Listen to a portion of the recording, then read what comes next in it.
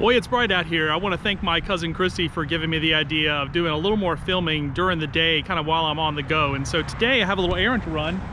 Got to go here to the extra space storage where I have been storing my best hobby pages. I'll take you inside there and show you that as well. So I mentioned in an earlier day that I was originally going to try to save my rent and not pay another month over here, move all the stuff over to the new building. But you know, here we are, day 12, and still things are, you know, still happening at the building with the electricians, still waiting on the painters, and so, yeah, it just wasn't a really smart idea. So I had already set up to cancel my service, and I need to come in here and pay my rent. And wouldn't you know that this very time that I am doing this, I get one of those lousy postcards from Extra Space Storage telling me, due to market conditions, we are raising your rent by like another, I don't know, 20% or some bullshit.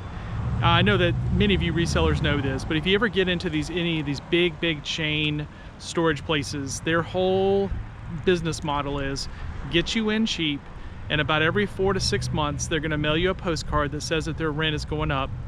And it's really unfortunate because what you have to do is go into the business, you have to show your ass and act like you're a jackass in front of the employees and get all upset.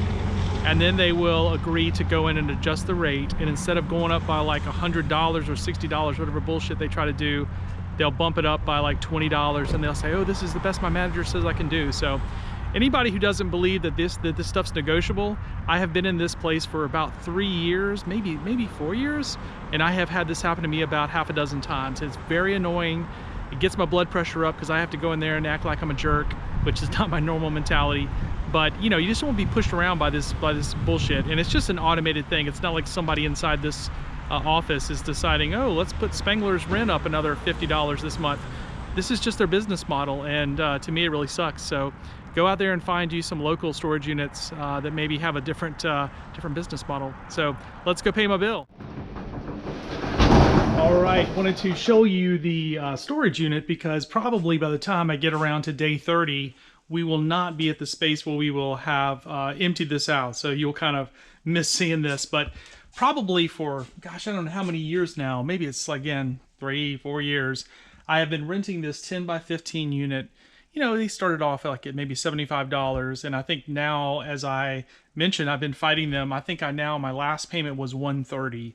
But literally, I'm telling y'all, if I had not come in here and negotiated, God knows how much I would have been paying. So I saw someone on one of the reseller YouTubes recently say that they just move all their stuff like every, 3 or 4 months. They just move so that they can keep locking in that low rate. And again, just think of how inefficient that is. It's just, you know, for everybody it sucks. But anyways, so this is all the product. This is the Best Hobby Pages. This is a product that I order from the manufacturer. I have made for me here in the USA, and have it delivered here. It shows up on pallets. Normally I have it delivered to my old warehouse, and then I would break open the pallet and bring the individual boxes over here. We keep the extras here. This is kind of the inventory, and then we keep a little bit in the main office there so we can ship out all the orders that come in. And that's with a Shopify store, so I haven't talked too much in this series about how I run my business, but we do have a presence on eBay, and we also have a presence on Shopify, which is besthobbypages.com. Go check it out. So this has been you know, ideal for us. We have these metal racks that I've got zip tied together. They're all kind of connected. And then up here I've got some extra shipping boxes, just padded mailers I was able to get off a Facebook Marketplace deal, and so I've kind of got it all layered in there. So, you know, it's not too sexy, not too interesting, but when you're a reseller, you kind of have to have, you know, plenty of space to work, right? And so I'm sure many of you have storage units. So luckily for me, moving into this new warehouse, I will get out of the storage unit business. And all of this, as I've showed in one of the earlier days, will go into that one corner room. I think it'll fit in there. So we're probably going to change the type of shelving we use because I want everything on casters, and the way I've got this rigged together, I don't think these would move very well because these boxes are pretty heavy. And so I want to be able to switch those over to a different type of shelving, but that's fine. We'll do that. But again, I didn't think this would be on day whatever. I think this will happen probably after I finish the series. So I want to bring you guys and let you see this. All right, we'll continue with day 12. All right, I said we'd go on a field trip again today. So here we are at a place that I visit very frequently, my UPS store. You ever go to my website at scalpatchcollectors.com, you'll see that the address that I advertise there It's kind of a complicated address. It's like this, highway this, suite 6, whatever it is, box number this. It's kind of a complicated address, but what I learned a long time ago is that the smart thing for someone in my situation to do is just rent a box at a UPS store like the one behind me. And that way, whenever I get a package in, it'll be signed for and they'll hold it for me in the back like they're doing right now. I got an email saying that I have a package I need to come pick up. And so this location is actually pretty ideal. It's about a few miles down that way to the building that I've been in for almost 6 years. And it's just a couple miles this way to the new building that I just bought and I'm moving into. So I'm gonna keep this as my address. It's on literally thousands and thousands of business cards that I've mailed out through the years. And it's on my, of course, on my website and everything else. So, and these people know me. They like say, "Oh, hi, Jason." So you can't buy good customer service. And so I built up that through being here for so many years. And so today I'm gonna go in there and pick up a package, and then I'm gonna go meet my daughter, eat a quick lunch, and we're gonna get busy working on some shelves. I know the sun's behind me. This is a terrible place to do the video, but again, trying to take you on the road today. So I'm at Lowe's in their lumber yard, getting ready to go in and talk to them about buying some plywood, or probably some OSB board, something a little cheaper than that for these shelves, because I won't have a lot of weight. But unfortunately, I need to get a lot of them cut, and I think I'm gonna have to talk to them and maybe even schedule that. I think in total I need 48 4x8 pieces of, let's just call it OSB board, and I need them ripped into thirds, which would make 16-inch wide, 8-foot long shelves for this ladder system that I built. And so that's a lot. So I need to go talk to them and see how we can get that done. All right, back from Lowe's at the warehouse. I just let my daughter go. She's been over here attaching some of these boards to what I'm calling my ladder system for shelves. I can kind of show you what we've got set up. So I kind of made like a master here, which we've been able to then use these black lines we drew, and you can kind of see right here, that tells us where to put the screws, and that way we're able to maintain basically just replicate this setup over and over and over again. This is a couple of them that I pulled from my old warehouse. So I mentioned in another video that we have quite a bit of lumber over there, and that's where this idea is kind of born of how to build these. And so these, however, are different. You can obviously see that this one is shorter in terms of how wide it is, and this one I've got this centerpiece. And so this is kind of a different thing. So what I got to do today, I brought 2 of these over from the old warehouse. I want to play with this using my master here and see if I can basically merge this together, add a centerpiece, and make these 4 foot wide. That's kind of the goal. But we've made a lot of progress. These are all the ones that are done and ready to go, which is a whole ton right here. I'm really happy to see all of that. All of these have 9 shelves, so starting at the bottom, they're about 12 inches off the ground. We wanted to make sure that nothing was touching the ground. So all of these are going to have casters on the bottom. I've got some casters I ordered on Amazon that I'm testing. They should arrive today. They might already be at my house, and I'm going to test those out and see if they work for us, because I really want in the big room for us to be able to move the shelves around when we need to. So we have all of these built, ready to go. Essentially what I'll have is I'll have a 16-inch wide shelf, and that shelf will go all the way through. And then again, same thing on this side. So I was just at Lowe's looking at these OSB, I call them plywood sheets, but you know, the 4x8 sheets that we would cut in order to make those shelves. Coming into the big room, here we go. We've got some lights, y'all. I know this may not be as exciting for you guys as it is for me, but this is the result of all the work that the electricians have been doing. And so this side is not turned on. I could turn it on, flip a switch, but essentially we have all of this LED lighting up here. It's such a beautiful thing. This one little one back here is going to have its own switch on the wall. It's just he couldn't add them all in. And then you can see there we've got all of this. Of course, there's a lot of work debris here where they were up in the attic and they were cutting in the holes, and so got a lot of cleanup to do. I'm going to be here for the next probably hour or 2 finishing this up. Sophia cut out a little bit ago, and I need to go and add all these in and get these all ready so that they're all perfectly ready to go. The good news is, discovered something I didn't even know. At Lowe's, they have not 8-foot OSB, they have 9-foot OSB. And the reason why that's going to be a game changer for me is, I'll turn around and show you this. On the floor here, I had marked off with blue tape where the shelving would go. So all those ladder pieces you just saw are going to fit in this spot. And here where they touch the green, that's going to be the end of the shelves. But, you know, I talked about this before too. You're paying for every foot. So we have this long stretch here. It's almost 10 feet from that corner to here.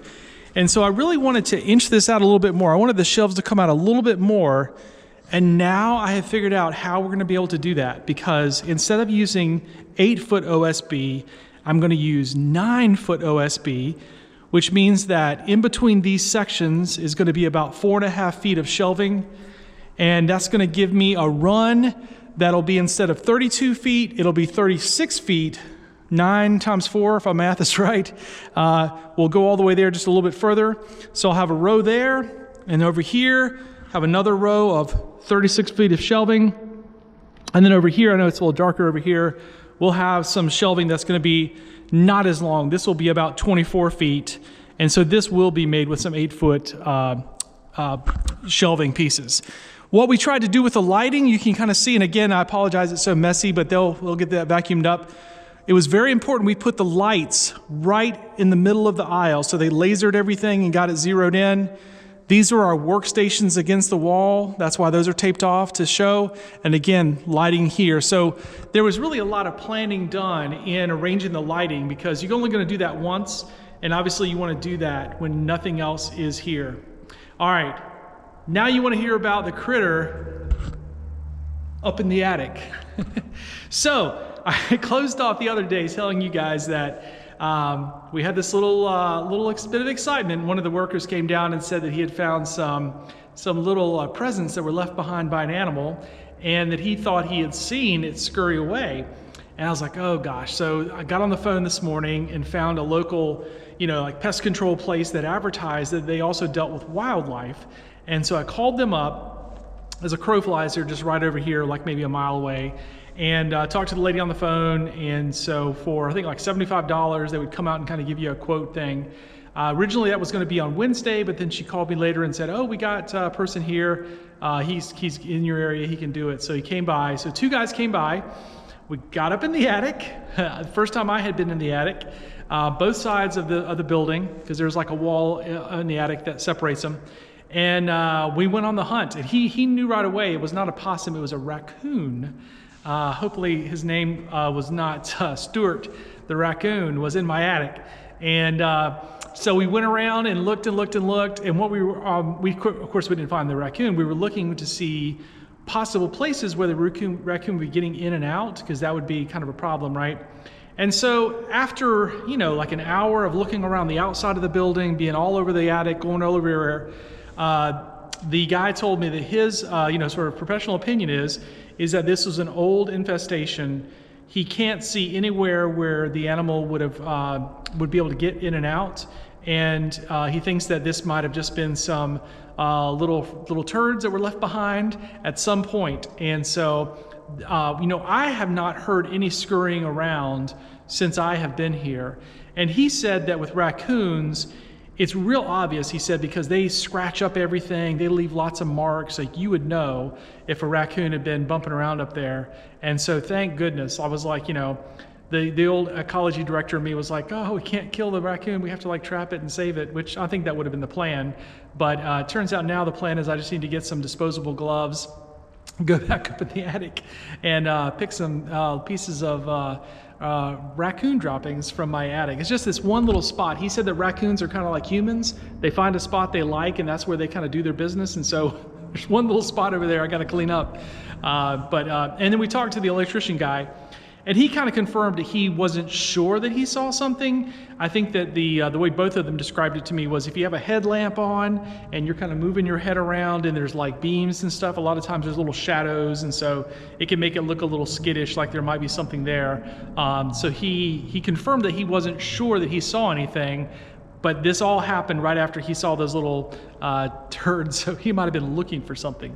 So that is the story of Stuart the raccoon, who apparently used to come visit this place. The guy said that he thinks that the roof is now relatively new, and everything with the vinyl siding and everything looks really good. So he thinks that was an old visitor that hasn't been here in quite a while. And so hopefully he's right about that. But I was kind of good to go up in the attic. If you're buying a building or buying a house, you really need to kind of like check it all out. And so for me, that was really good. Got to go up there. Obviously on the floor here, you can see this little droppings of attic insulation. And so what I found going up there is that there's some places where the insulation is really not very thick at all, and so that needs to get added. As I told the electrician, to like project 2.0 is to get some new insulation blown in the attic to make it, especially for the summertime. The south, it's going to be really hot. One of the nice things about our building is that the sun is setting, of course, sets to the west, and so the sun is setting and it shines right on the front of this building. So we do get this nice natural light coming in, but in the summertime, that's going to be a liability. There's just going to be a lot of heat radiation focused on this building. And so if I am able to just pack it tighter with insulation, that'll be good. I need to get an electrician up there first. However, maybe I'll get these guys back over there, because he said that, and this makes sense, before you blow insulation, you kind of need to mark everything and make sure all the boxes are sealed and everything as far as electrical, because once you cover it up, then it would be a pain in the ass to find the little outlet boxes and stuff that are up there. So, but, we're really making progress. Those guys, the electricians have been here, as all things, originally, they were supposed to be out of here today. This was supposed to be their last day. But to their credit, they worked over the weekend because they were behind. I think I might have mentioned one of the guys had a grandchild. Well, believe it or not, he had another grandchild that's being born today from another kid of his. Wow. So, I'm not as worried about the birth rate as I used to be if we're having this many babies in one family. But anywho, so they did cut out a little early today and didn't quite get everything finished. But the plan is they're going to finish up tomorrow, and that'll be awesome. They're going to come into this little, I'll show you this office space. So do you remember me telling you about the blue, what did I call it? This is the blue. IKEA blue. I was looking for a word. This is the IKEA blue, and we don't have any light in here, so I can't turn it on any better, that we were painting on this yellow. And I honestly like it. So as a little bit of a protest to my wife, because she doesn't get to win all the arguments, I'm going to actually have the painter paint this one wall IKEA blue. It's actually called dynamic blue if you want to look it up on Sherwin-Williams. And so this is going to be kind of my office here in the front. I'll have my workspace right here against this wall, and then that'll be kind of the back. And this way I can be right by the door in case anybody comes in and out. I can kind of keep an eye on things, and then also have a little bit of light, and just be a little separated from the employees who will be here just in case I take phone calls or get on a Zoom call or whatever. So this will be my office. And what we're going to do for lighting, you'll see it later, is he's going to install some track lighting. So we're kind of recycling the track lighting that is over there. You might have seen in a previous video. That was the stage for the church, and so they had the track lighting, shining up and illuminating the stage and where they were doing their services. But we're going to take some of that track lighting and put it in here. What I've kind of Googled and read about is if you have the floods kind of shining on the wall instead of kind of down, that flood shining down would kind of create shadows on your face and on the computer and whatever. But if you shine it towards the wall, it just kind of illuminates it. So I think that'll work out well. We're going to do that in here, and then one of the back rooms, we're going to use a little bit of that as well. So things are really coming along. Day 12 is rocking and rolling. I would have liked to have done a little bit more in terms of building the shelves and stuff, and that's what I'm going to do now is try to finish up what Sophia was doing. And I'm also pretty happy about this 9-foot long sheet of plywood. I talked to a guy at Lowe's, one of the really, really nice, I guess he was a cashier, but he's very helpful. He's left a note for the lumber manager, and I'm going to see if the lumber manager, if I can go over there, pay them for the sheets that I need cut, and then let them cut them, and then they call me when it's ready. And so that's kind of what I'm hoping will work out. So maybe even today, I'll go back over there if he calls me and make that work. We'll see. That would be pretty awesome, because having a 9-foot long shelf actually saves me at least 2 of these that I would have used, actually 4 of these that I would have used to create kind of a little end cap shelf that would have been kind of a smaller shelf, maybe 4 foot wide. But if I can get that 9-footer, then I can get it all the way to 36 feet, and that will be pretty much all the space that I want to use. So it's going to be good. Also, I have been pursuing collections. I've literally kind of been on the phone all day talking now to 3 different people who have reached out to me in the last 24, 48 hours about scouting collections. One is in Pennsylvania, one is in Tennessee, one is in Florida. I generally try not to go travel and pick up these collections for obvious reasons. It would make for a great YouTube video. I'd be like chasing cardboard if any of you watch Ty and that amazing YouTube series he has, but you know, I don't have his kind of money, and I don't have a cameraman and a production manager and all these things. Kind of a one-man show. So I generally do not go on the road to go get collections unless they're just, you know, it's just the right fit. And so we will see. One of the collections is one that I would have to go get just based on what's there. And then the other collections, it'll just kind of probably be something that could be done through the mail. But that's kind of, you know, how I run this niche business is I offer to buy collections from people. I don't cherry pick the collections and say, oh, I just want to buy these 5 things that I really want. I just buy everything because that's what they're hoping someone will do.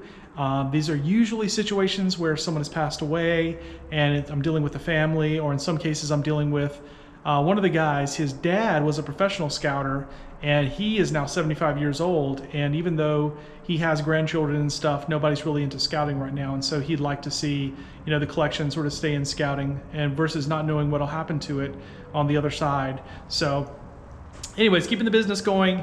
I've got a lot of stuff I need to get in here, but if we can add a few more boxes of brand new fresh inventory, that'll be fine too. So all right, Jason Spangler, I go by SanteeSwapper on eBay. Thanks for watching the video, and thanks to my cousin Christy for suggesting that I do a little more filming along the way rather than just a vlog at the end.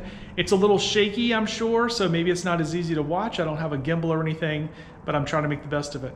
All right, don't forget there's a playlist. You can catch up on all of the episodes. We're going to be doing 30 days of this series from day 1 to day 30, and we're right in the middle of it. Today's day 12. Thanks a lot.